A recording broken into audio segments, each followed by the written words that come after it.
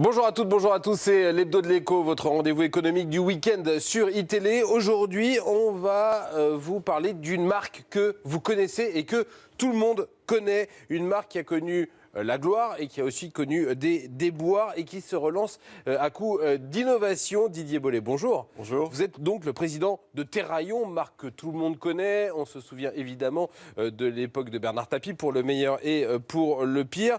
Juste pour faire un point, donc Terraillon, ça existe toujours. Ça fait 70 ans que ça existe. Et aujourd'hui, ça appartient à un groupe de Hong Kong. J'allais dire, il faut le dire, mais ça n'a aucune importance. Aucune importance, mais en tout cas, c'est un groupe sérieux qui possède Terraillon depuis 2002, qui est spécialisé dans la métrologie et qui nous accompagne depuis de quelques décennies dans l'univers du pesage. Voilà. Néanmoins, Terraillon reste un groupe français. Terraillon est une marque française, absolument, une marque citoyenne. Le siège social mondial de Terraillon est basé dans les Yvelines, et donc je dirige le groupe depuis 2012. Alors, ce qui est super intéressant avec Terraillon, c'est qu'évidemment, tout le monde connaît cette marque. J'allais dire, tout le monde, sauf peut-être les millennials, ceux qui sont nés avec les années 2000, où Terraillon a peut-être connu un coup de moins bien.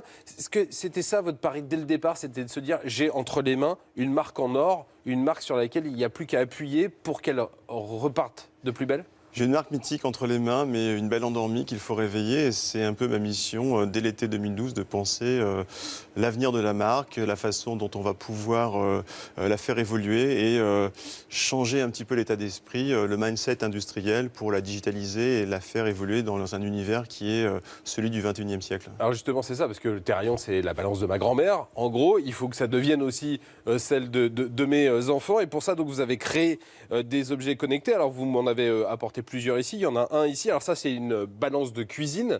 Alors, évidemment, je mets des aliments dessus. Ça les pèse, mais ça ne fait pas que ça. Ça ne fait pas que ça, c'est une balance connectée en Bluetooth. Tous nos appareils sont connectés en Bluetooth. C'est une balance nutritionnelle qui a l'avantage de calculer les valeurs, les apports journaliers recommandés, donc calories, glucides, lipides, sodium, etc.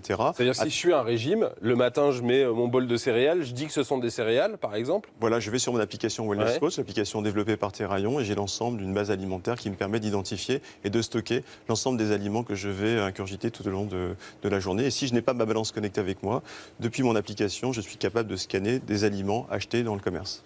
Donc tout ça, ça s'adresse aux gens qui suivent un régime, mais ça s'adresse aussi au marché, par exemple, de l'obésité, un marché qui malheureusement est en forte croissance. Vous aviez pensé à ça aussi dès le départ quand vous avez créé ce genre de produit ? Dès le départ, j'ai pensé à la valeur d'usage, l'idée d'un produit, entre guillemets, qui s'est banalisé au fil des années, un produit de commodité, sans application d'achat particulière. Désormais, vous avez un appareil intelligent, interactif avec un smartphone et des capteurs Bluetooth.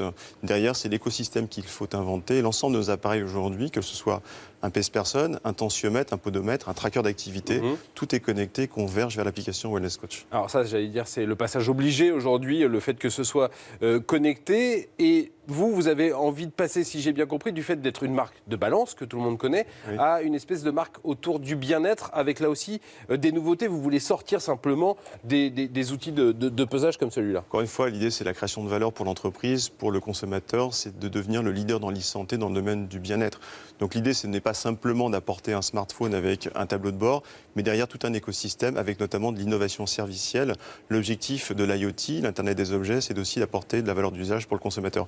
Et c'est pour ça qu'on a créé aussi donc un coaching avec des médecins nutritionnistes basés à Paris qui sont capables de vous faire rentrer dans un programme de régime alimentaire pendant 3 mois à travers une application Terraillon. Alors tout ça, vous l'avez lancé il y a à peu près un an. Oui. Est-ce que ça marche ? Est-ce que ça répond à vos attentes ? Est-ce que finalement, on ne s'est pas un peu trompé sur la portée de ce marché ? Est-ce que les consommateurs répondent présents et se disent « Ah ouais, c'est génial, j'y vais ». À partir du moment où vous avez de la valeur d'usage, à partir du moment où vous comprenez bien les bénéfices et vous êtes capable d'appréhender et d'anticiper les besoins du consommateur, vous êtes une marque historique présente dans le linéaire. Aujourd'hui, Terraillon, c'est 50% de part de marché en valeur sur le marché du pesage en France. Ça reste 50% du marché. 50%, c'est le second est à moins de 20%. Vous imaginez que pour nous, les relais de croissance sont au niveau internationaux. Et c'est important pour nous d'imaginer la suite et d'avoir effectivement cette croissance. Et c'est ça le nom, c'est ça la barrière à l'entrée, c'est par rapport à vos concurrents, aux startups qui se sont lancés sur le même domaine. Quand j'arrive dans un rayon et que je vois Terraillon et votre concurrent, je me dis « Ah bah ouais, Terraillon, je connais, je vais acheter ». En France, c'est le cas. À l'international, c'est beaucoup plus compliqué. 30% de notre chiffre d'affaires est quand même fait aujourd'hui à l'étranger. On pilote aujourd'hui Londres, Hong Kong. Terraillon est vendu partout dans le monde, mais à un niveau certainement encore inférieur. Le marché de l'IMC, l'impédance-métrie, c'est aussi beaucoup les États-Unis. Et j'imagine que les startups qui, dans l'univers du bien-être, vont d'abord aux États-Unis avec un nom anglo-saxon, c'est parce que ce marché, effectivement, est l'Eldorado, certainement.